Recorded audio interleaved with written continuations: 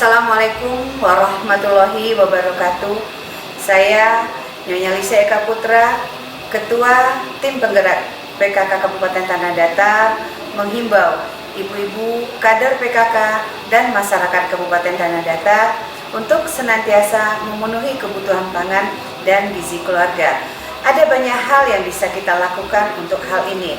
Di antaranya memanfaatkan pekarangan secara optimal dengan menanam tanaman, lumbung pangan, warung hidup, apotek hidup, serta memelihara ikan dan ternak.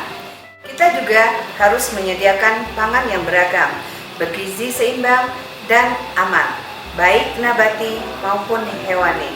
Lalu menyediakan protein hewani yang berasal dari bahan pangan asal hewan yang asuh, yaitu aman, sehat, utuh, dan halal. Jika kebutuhan gizi keluarga berasal dari bahan pangan yang baik dan halal, serta mengandung gizi yang lengkap, insya Allah keluarga akan sehat dan akan melahirkan generasi yang sehat, cerdas, soleh, dan soleha.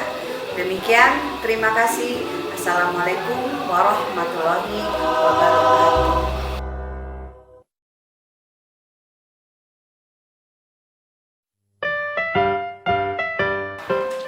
Bapak Ibu yang kami hormati, acara ini sebenarnya merupakan kelanjutan dari Aku Hatinya PKK yang merupakan program kerja dari Pokja 3 PKK.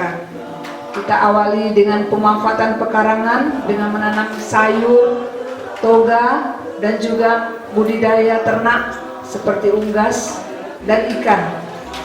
Bagi yang punya lahan halaman yang sempit, kita juga udah mensosialisasikan ya Bu, Budi Kelamber, yaitu budidaya ikan di dalam ember kita, yaitu tentang pangan ini Bu, dan pengolahan dari baiklah ibu-ibu untuk tidak memperpanjang waktu lagi.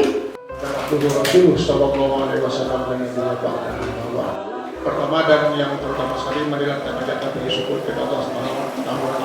Ibu, sesuai dengan surat yang tabulampot yang harus kita kenali dulu. Jadi yang harus kita perhatikan yang bisa kita lakukan tabulampot. Manis, mana lagi? Kemudian usahakan bibit yang berasal dari populasi. Kemudian cangkok. Kalau tidak bisa populasi, yang dari cangkok supaya cabai yang berproduksi atau cabai yang menghasilkan. Ya. Jangan dari biji Bu, dari biji lamong. Ya. Kemudian yang keduanya Bu, media tanam sampai tumbuh. Yang pertama harus kita perhatikan itu tekstur tanah harus remah dalam arti tidak padat. Ya, tidak padat, program dan penyiapan media tanamnya. Kemudian yang media dipakai dalam pot, ya, itu tanah, pupuk kandang dan sekam. Kalau nanti kita membuat tambulan pot itu apa Ibu? Medianya 3. Tanah, pupuk kandang, kemudian sekam kasar, ya, bukan sekam halus, sekam kasar. Itu perbandingannya 2:1:1. Sama dengan lengkeng. Kemudian kita buat dalam 8 bulan foto dan disebut di pekarangan awal. Ulangi boleh Bu, pupuk kandang bisa diberikan 1 kali 6 bulan. Bisa, yang lain pun bisa, tapi intinya tanaman yang bersifat kejam, yang bersifat berbuah, itu yang kita lakukan dalam buah. Mungkin tuh sementara Bu, ya, itu yang dapat saya sampaikan. Kita lain juga ada yang kita menyampaikan dari Rumah kita masing-masing.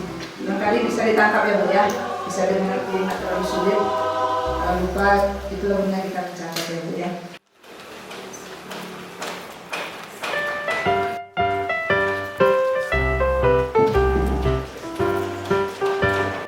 Seimbang dan aman, pangan yang beragam, yang bergizi, yang seimbang dan aman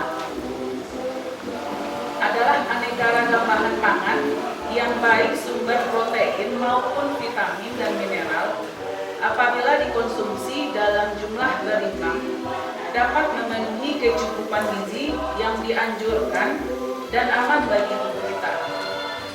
Sekarang, mengapa harus makan beraneka ragam pangan? Tuhan menciptakan berbagai jenis makan berbagai jenis tanaman dan hewan. Tidak ada satupun jenis pangan yang sempurna nilai gizinya. Jadi tubuh kita memerlukan gizi yang seimbang, baik itu karbohidrat, protein, vitamin, dan mineral.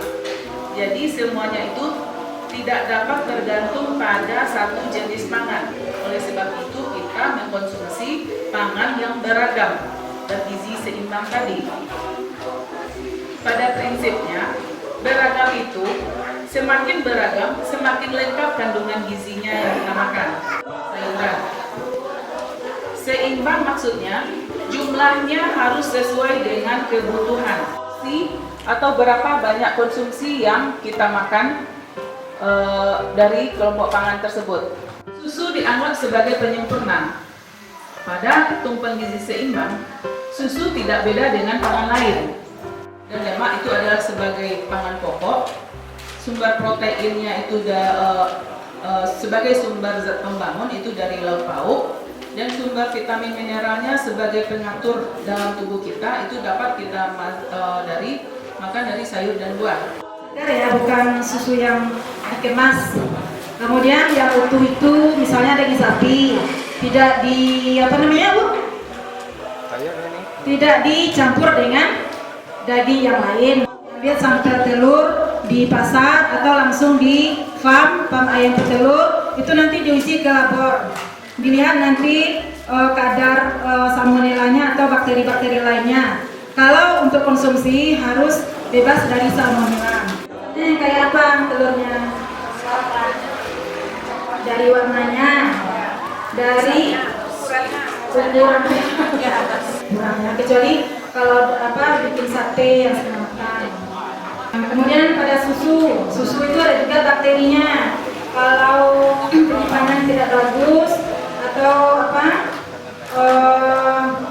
sudah basi atau kemasannya juga sudah rusak, itu bisa menimbulkan kerugian juga pada kesehatan tubuh kita. Keluarga ibu sehat atau gimana?